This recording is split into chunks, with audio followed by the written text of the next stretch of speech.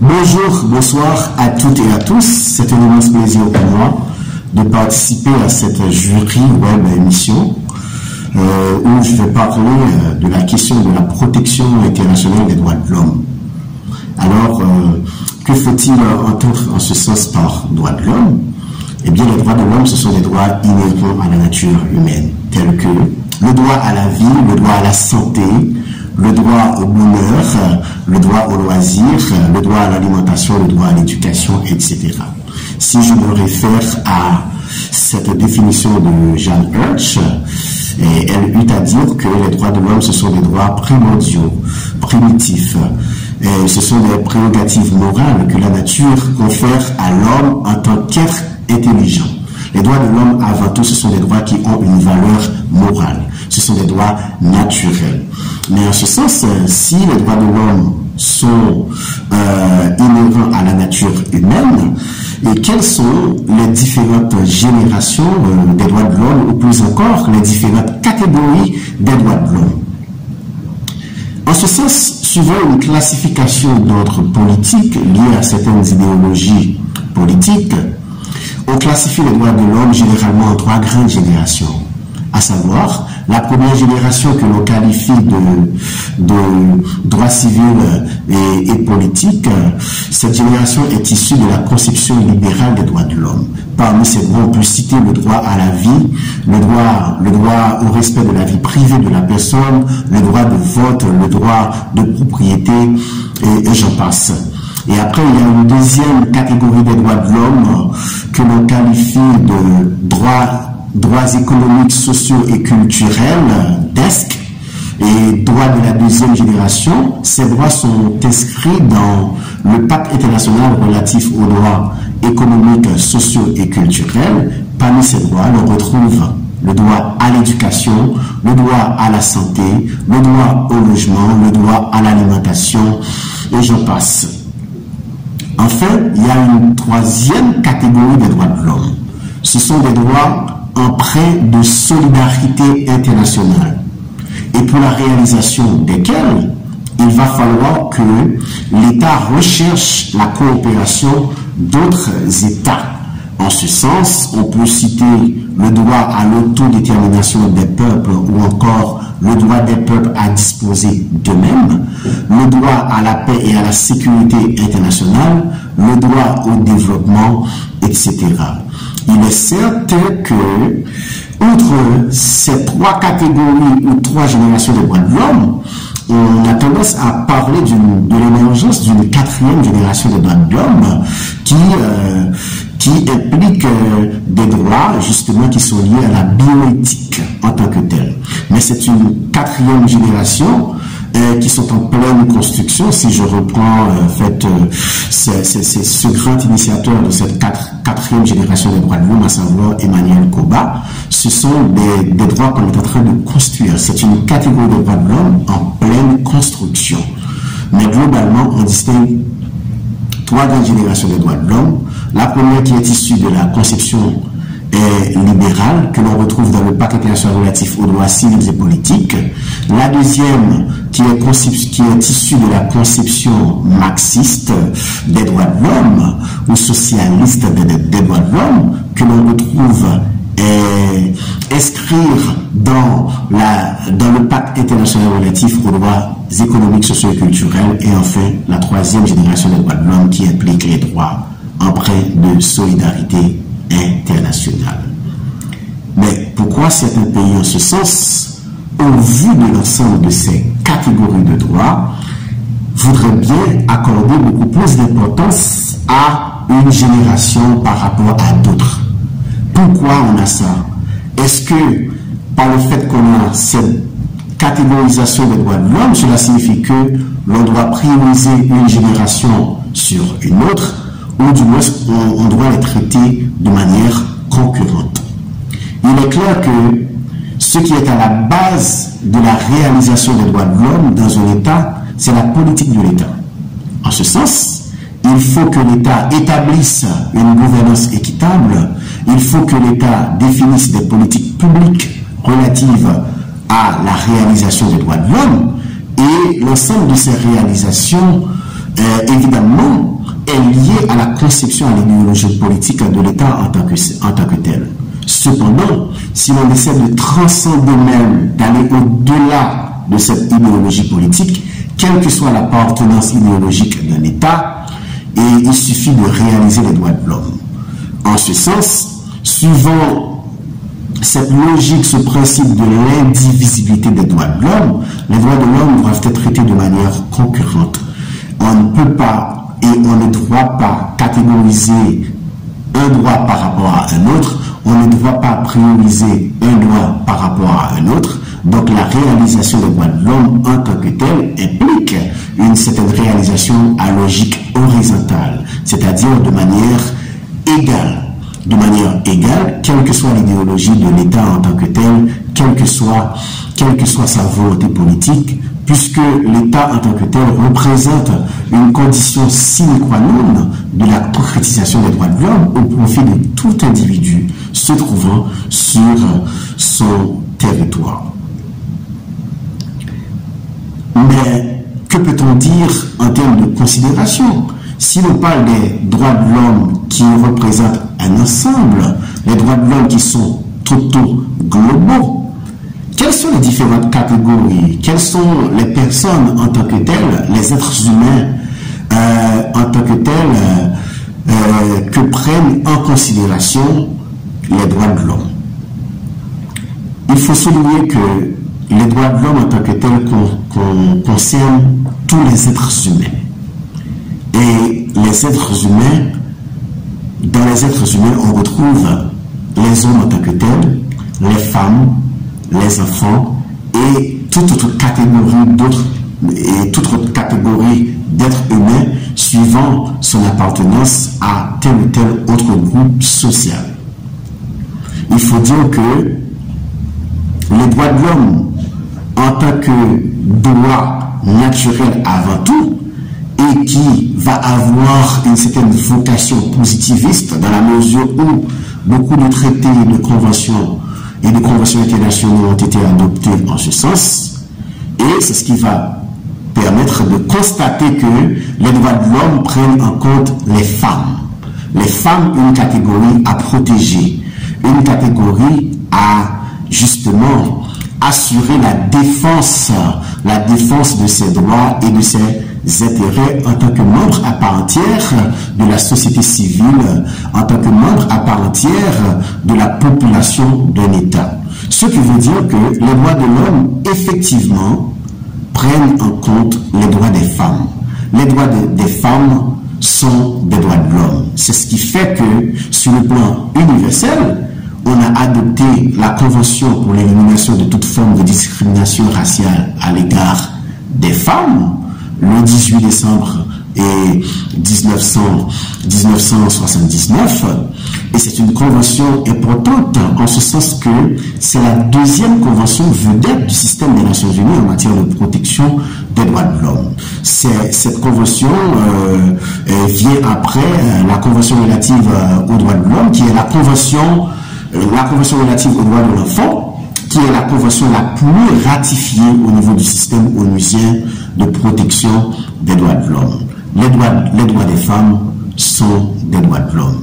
Qui dit droits de l'homme dit aussi droits des femmes à protéger. Qui dit droits de l'homme dit également droits de l'enfant, droits des personnes à mobilité réduite, droits de toute personne appartenant à certaines catégories sociales au niveau de la société à protéger et à garantir. À la base de tout ça, il revient à l'État de mettre en place un système législatif efficace pouvant assurer la protection, la défense et la promotion des droits de tout individu qui se trouve sur son territoire. Quid des différentes caractéristiques des droits de l'homme? Est-ce que les droits de l'homme sont empreints de certaines caractéristiques? Est-ce que les droits de l'homme sont essentiellement basés sur les principes que l'on qualifie de principes internationaux des droits de l'homme? La question est certaine parce que il a été adopté, il a été même convenu dans le cadre de la grande conférence mondiale sur les droits de l'homme en 1993 qui s'est tenue à Vienne, D'où on avait assisté à l'émergence d'un ensemble de principes, relatifs aux droits de l'homme. Et ces principes sont issus de la compréhension, de l'approche culturelle, ou plus encore de l'expression de la diversité culturelle dans les États qui sont en train de réaliser les droits de l'homme. Et c'est ce qui fait dire à l'ex-secrétaire général des Nations Unies, en l'occurrence M. Boutros-Ghali, à l'ouverture de cette grande conférence qui s'est tenue à Vienne, que si les droits de l'homme, eh bien, sont traités de manière différente, de façon équitable par les États en ce sens, il faut dire que ça prouve que c'est une universalité des droits de l'homme qui est enrichie dans la mesure que chaque État a sa propre façon, a sa propre manière de réaliser les droits de l'homme suivant sa culture, en tenant compte de ses valeurs culturelles, en tenant compte de l'expression de la diversité culturelle des peuples sur son territoire, pouvant permettre évidemment une certaine garantie effective de la protection des droits de l'homme. Parmi les différents principes ou plus encore les caractéristiques des droits de l'homme, on peut citer l'universalité. Les droits de l'homme sont universels, c'est-à-dire ils sont applicables en tout et partout. Les droits de l'homme sont universels, c'est parce que justement, les êtres humains en tant que tels sont universels, parce que partout il y a les êtres humains. Dans les 193 États membres des Nations Unies, il y a chacun de ces États a une population. Et ce qui compose en réalité cette population, ce sont des êtres humains. Ce sont des êtres humains en tant que tels. D'où la question de l'universalité des droits de l'homme, qui est plutôt une universalité enrichie, une universalité diversifiée, une universalité hétérogène, dans la mesure où il y a, à la base de tout ça, il y a l'expression de la diversité culturelle des peuples et des populations des États. C'est ce qui fait que cet ancien haut fonctionnaire des Nations Unies, en l'occurrence le professeur Mouton Moubiala, il eut à dire que la diversité culturelle, en s'impliquant dans le développement progressif des droits de l'homme, permet aux droits de l'homme de gagner en légitimité.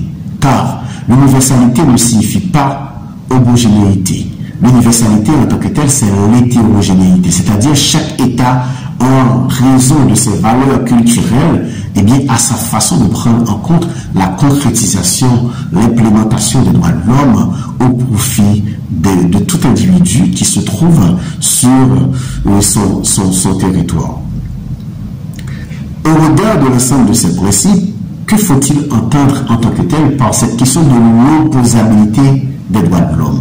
Les droits de l'homme en tant que tels sont-ils opposables à l'État? Il est vrai que l'État, c'est le premier garant du respect, de la défense et de la promotion des droits de l'homme. Il revient au premier chef, à l'État, de protéger les droits de l'homme. Outre la capacité de l'État d'assurer la protection des droits de l'homme, qui se révèle être la condition sine qua non de la réalisation des droits de l'homme, il y a aussi la responsabilité des individus, de tout groupe au niveau de la société et même des entreprises, que ce soit des entreprises, des petites et moyennes entreprises, que ce soit des multinationales, eh bien, tous ces éléments-là ont un rôle à jouer dans la protection des droits de l'homme. Les droits de l'homme sont opposables à l'État. Cela signifie que tout simplement, en matière de violation des droits de l'homme, l'État est le premier responsable. C'est l'État qu'on poursuit.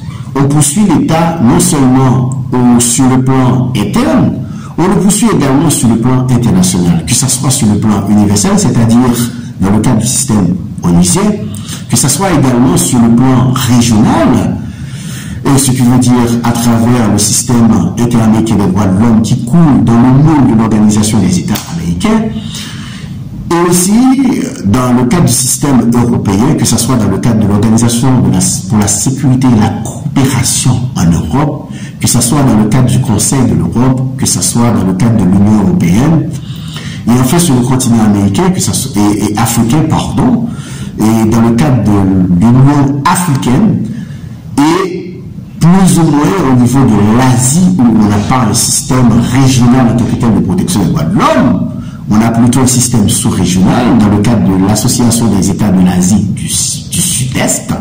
On peut dire que l'individu, au tout groupe de la société civile organisée, eh bien, a cette capacité de poursuivre l'État parce que les droits de l'homme sont opposables à l'État. Donc, pour les violations des droits de l'homme, il faut poursuivre l'État en tant que tel par devant les organes des différents systèmes universels et régionaux de protection des droits de l'homme. Il n'y a pas que l'État qui peut violer les droits de l'homme. Il y a aussi l'individu.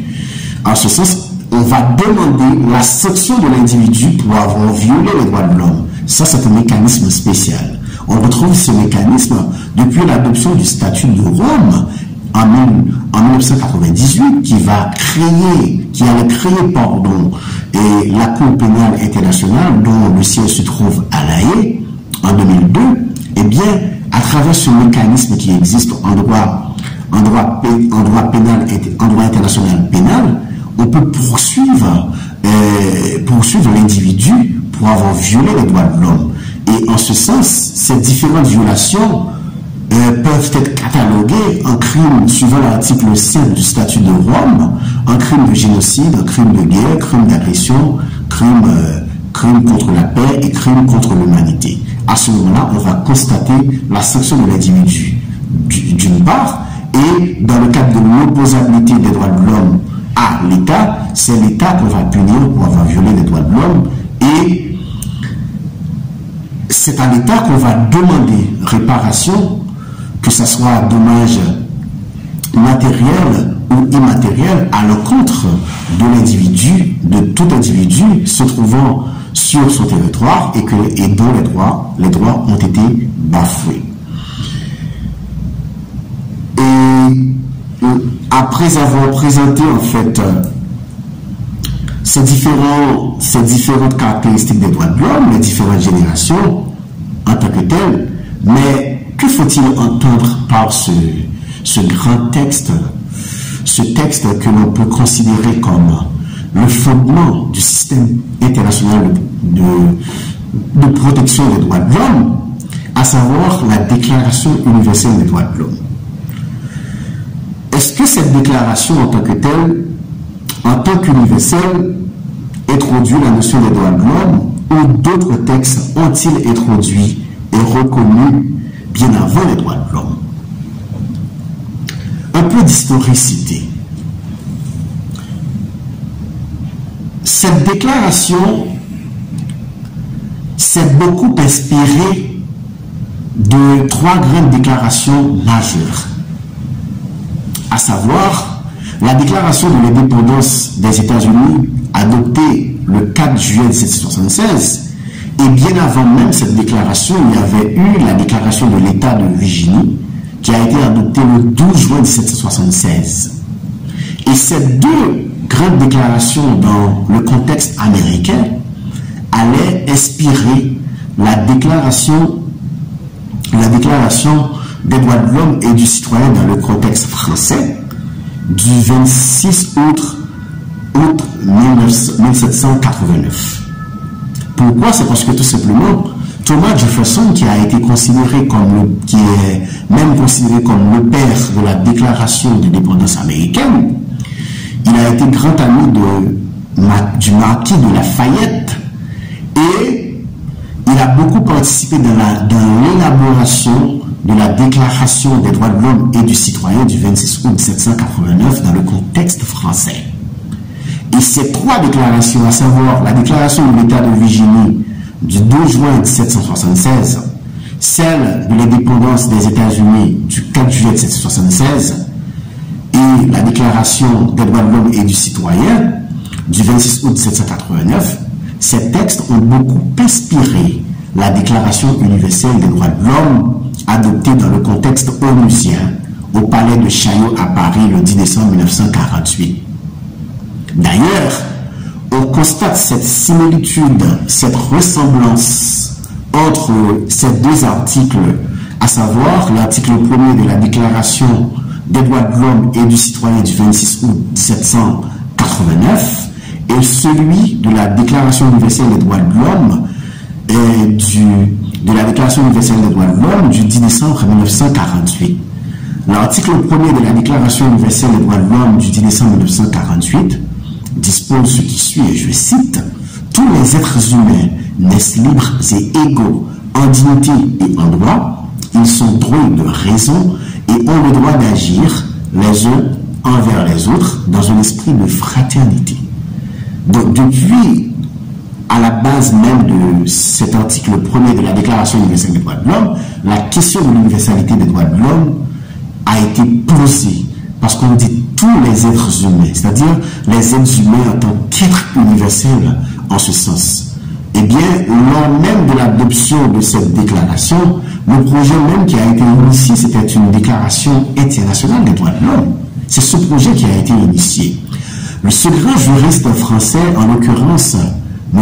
René Cassin, eh bien, il a eu le courage de soulever un grand débat sur le qualificatif international. Et c'est à l'issue de ce débat que les 18 membres de la Commission des Nations Unies des droits de l'homme, qui a été présidée à l'époque par la veuve du président américain Franklin Delano Roosevelt, en l'occurrence Madame Anna Eleanor Roosevelt. Il faut mentionner dans le cadre de cette commission, il y a eu l'ambassadeur d'Haïti auprès des Nations Unies, en l'occurrence M.